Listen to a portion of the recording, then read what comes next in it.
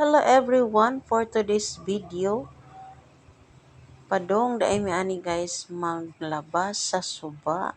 So kinakalabay man mi og naay nagluto og barbecue, so nihapit mi diha dayon naa man sila'y baligya nga puto balanghoy, so nagpalit dayon ko.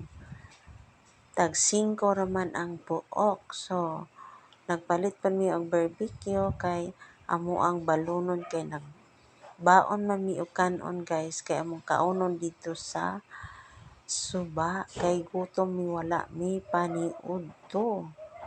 So nagpaluto ko diha while naglingkod kakaon og puto nga balanghoy.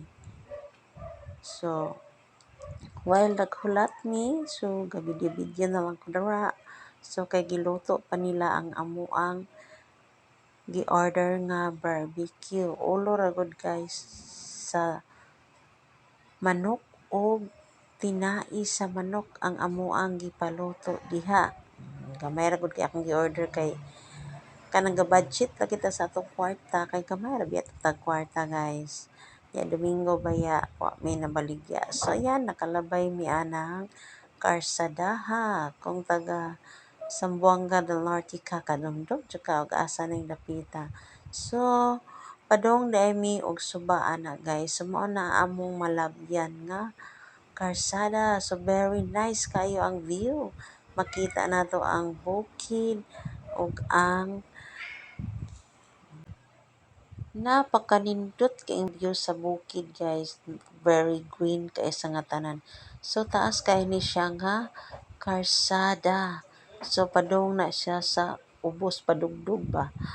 So kaning dala na is padong ni siya sa Pagadian.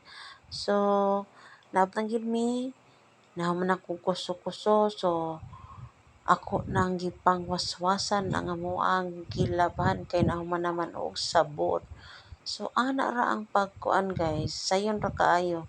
Oh, sayon ra kay ang pagwaswas, kay isang waswas ra na human dayon ang ato ang labhonon.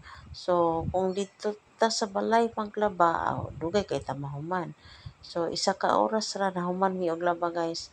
Ang among gilabhan is isa ka sako nga labhonon gyud na. So igo jud nahuman, hapon na gyud, alas 4 na mi nahuman og laba.